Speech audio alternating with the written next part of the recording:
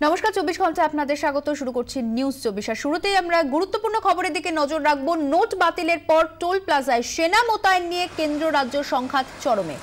কেন্দ্রের বিরুদ্ধে রাজ্যে সেনা অভ্যুত্থানের অভিযোগ মমতার। প্রধানমন্ত্রীকে নিশানা করে তাঁর প্রশ্ন, দেশে কি জরুরি অবস্থা চলছে? গতকাল রাজ্যের বিভিন্ন জেলার টোল প্লাজায় টহল দিতে দেখা যায় সেনাকে, এমনকি নবান্নের নাকের ডগায় দ্বিতীয় হুগলি সেতুতেও সেনাবাহিনীকে কাজ করতে দেখা যায়। তাতে বেজায় চটেছেন মুখ্যমন্ত্রী। প্রতিবাদে কেন্দ্রকে চিঠি দিচ্ছেন মুখ্য সচিব। বিষয়টি নিয়ে রাষ্ট্রপতির সঙ্গে কথা বলবেন মুখ্যমন্ত্রী।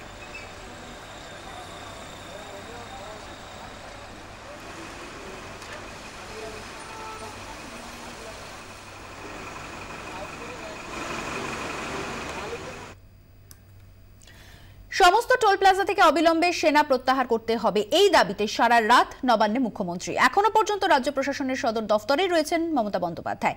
রাতভর নবান্নে তৎপর সিএমওর অফিসাররাও রয়েছেন মন্ত্রী অরূপ বিশ্বাস। প্রশাসনিক হেডকোয়ার্টার থেকে বিভিন্ন টোল প্লাজায় সেনার গতিবিধি ট্র্যাক করা হচ্ছে। মুখ্যমন্ত্রীর অভিযোগ, পুরোটাই রাজনৈতিক প্রতিহিংসার বশে হচ্ছে, মিথ্যা বলছে সেনা। আর যে মিথ্যে কথা বলছে তিনবার তিন রকম ক্লারিফিকেশন দিয়ে যে ডেটা কালেকশনের জন্য, ডেটা কিন্তু মনে রাখবেন আপনারা ন্যাশনাল হাইওয়ে অথরিটির কাছে আছে। Motive is political, motive is vindictive, motive is unconstitutional, motive is unethical, motive is undemocratic. আমি এখনো বলছি, হয় বাঁচবো নয় মরবো, কিন্তু মানুষের গণতান্ত্রিক সরকার, আমি গণতন্ত্রকে প্রোটেকশন দেওয়ার জন্য লড়াই করব। আমি নবান্ন সেক্রেটারিয়েটে থাকলাম জনগণের পাহারাদার হিসেবে। রাজ্যে বিভিন্ন টোল প্লাজায় সেনা, রাষ্ট্রপতির কাছে নালিশ জানালো তৃণমূল। রাজ্যের টোল প্লাজায় সেনার ছবির পেন ড্রাইভ রাষ্ট্রপতি প্রণব মুখোপাধ্যায়কে জমা দিলেন সুদীপ বন্দ্যোপাধ্যায়।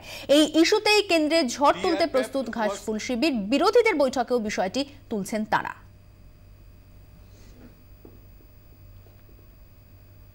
আমাদের সঙ্গে এই মুহূর্তে রয়েছেন আমাদের প্রতিনিধিরা। নয়াদিল্লিতে রয়েছেন আমাদের প্রতিনিধি কমলিকা সেনগুপ্ত, এবং একই সঙ্গে নবান্নে রয়েছেন আমাদের প্রতিনিধি সুতপা সেন, এবং ফোর্ট উইলিয়ামের সামনে থেকে রয়েছেন আমাদের প্রতিনিধি সন্দীপ সরকার।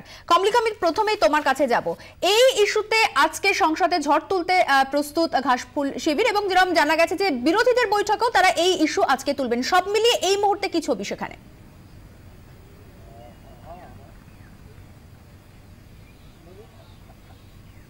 দেখো, সংসদের দুই কক্ষেই 10:30টার সময় টোটাল অপোজিশনের একটি বৈঠক আছে, এবং আমরা জানি যে গতকাল রাত্রেই যখন রাষ্ট্রপতির সঙ্গে অপোজিশন টিম দেখা করতে যায়, তখন সুদীপ বন্দ্যোপাধ্যায়ের তরফ থেকে এই যে বিভিন্ন টোল প্লাজায় সেনাবাহিনী রয়েছে তার ছবি রাষ্ট্রপতির কাছে দেওয়া হয়েছে।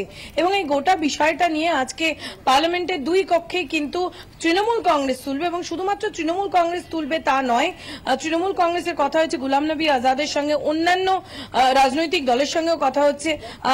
আমার সহকর্মী সুতপা সেন তিনি জানিয়েছেন যে আহমেদ প্যাটেলের সঙ্গেও কথা হয়েছে মুখ্যমন্ত্রী।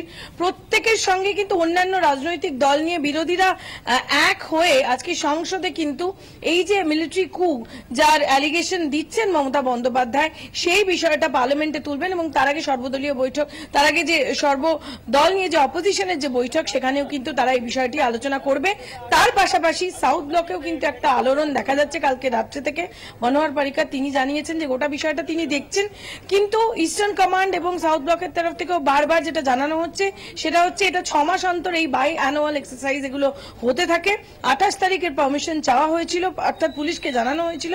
পুলিশ 28 তারিখ বন্ধ দেখে এটা করতে দেয়নি, বলেছিল 1 ডিসেম্বর করতে, এবং সেই অনুযায়ী 1 ডিসেম্বরে 72 ঘন্টায় তাদের যে এই সিএইচটি ইমপ্রেসমেন্ট এক্সারসাইজ, অর্থাৎ সিভিল হায়ার ট্রান্সপোর্ট ইমপ্রেসমেন্ট এক্সারসাইজ, যেটা তারা প্রত্যেক 6 মাসে করে, যে কোনো টোল প্লাজায় প্রত্যেকটা টোল ট্যাক্স যেখানে দেওয়া হয় সেখানে গিয়ে দেখে যে লোডিং কতগুলো ট্রাকস আসছে, তার একটা ডেটা রাখতে হয়। সুতরাং এবং অন্যান্য যে নর্থ ইস্টার্ন স্টেটসে আছে সেগুলো সব জায়গায় চলছে। সুতরাং আজও চলবে, নো ওয়ে কি এটা থেকে তারা ফেরত আসবে। যদি পারমিশন ফেরত দিয়ে পুলিশ বারণ করে দেয় তবে তারা ফেরত চলে আসবে, কিন্তু তাদের পক্ষ থেকে এখনো স্ট্যান্ড হচ্ছে যে কোনো মতেই যে এক্সারসাইজ চলছে তার থেকে ফেরত আসবে না। অন্যদিকে সংসদ আজকে উত্তপ্ত থাকবে। কমলিকা, থাকো আমাদের সঙ্গে, ফিরবো তোমার কাছে। এই মুহূর্তে চলে যাব নবান্নের ছবিটা ঠিক কি জানবো। আমাদের সঙ্গে রয়েছেন আমাদের প্রতিনিধি সুতপা সেন। সুতপা, কি ছবি ধরা পড়ছে সেখানে? গতকাল সারা রাত মুখ্যমন্ত্রী সেখানে ছিলেন, এখন কি আপডেট রয়েছে?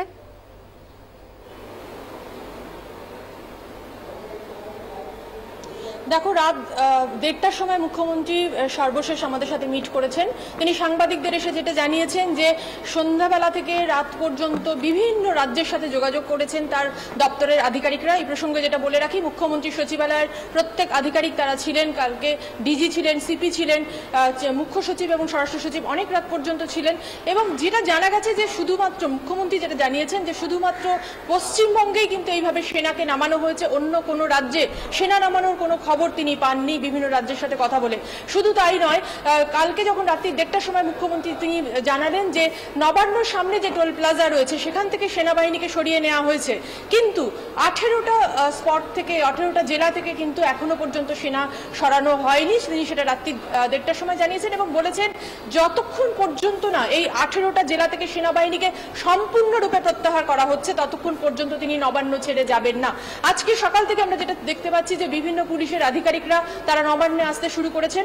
ইতিমধ্যেই সকাল 9টা বেজে গেছে, 10টার মধ্যে মুখ্য সচিব এবং স্বরাষ্ট্র সচিব, রাজ্য পুলিশের ডিজি তারাও নবান্নে আসবেন। তারপরে আবার বৈঠক হবে এবং সেই বৈঠক থেকে চূড়ান্ত সিদ্ধান্ত নেওয়া হবে যে সেনাবাহিনী আদৌ প্রত্যাহার করা হচ্ছে কিনা। সেনাবাহিনীর তরফ থেকে যেটা জানা গেছে যে আগামীকাল পর্যন্ত তাদের এই কাজ হওয়ার কথা। সেক্ষেত্রে সেনাবাহিনী তাদের এই কাজ আগামীকাল পর্যন্ত চালিয়ে যাবেন নাকি মুখ্যমন্ত্রী বা রাজ্য সরকারের চাপে তারা আজকেই সেনা প্রত্যাহার করে নেবেন সেটাই এখন দেখার।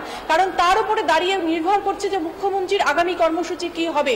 যদি এমনটা হয় যে সেনাবাহিনীকে প্রত্যাহার করা হচ্ছে না, তাহলে কিন্তু আজকেও মুখ্যমন্ত্রী নবান্নেতে থেকে যাবেন। অর্থাৎ বিষয়টি অত্যন্ত গুরুত্বপূর্ণ যে পার্লামেন্টে সকাল 10টার সময় তৃণমূল বিষয়টা তুলবে, সেটা নিয়ে আলোচনা হবে। তারপরে কেন্দ্রীয় সরকার কি সিদ্ধান্ত নেয়, সেনাবাহিনী কি সিদ্ধান্ত নেয়, সেগুলোর দিকে এখন আমরা সকলেই তাকিয়ে এবং মুখ্যমন্ত্রী নিজেও তাকিয়ে রয়েছেন।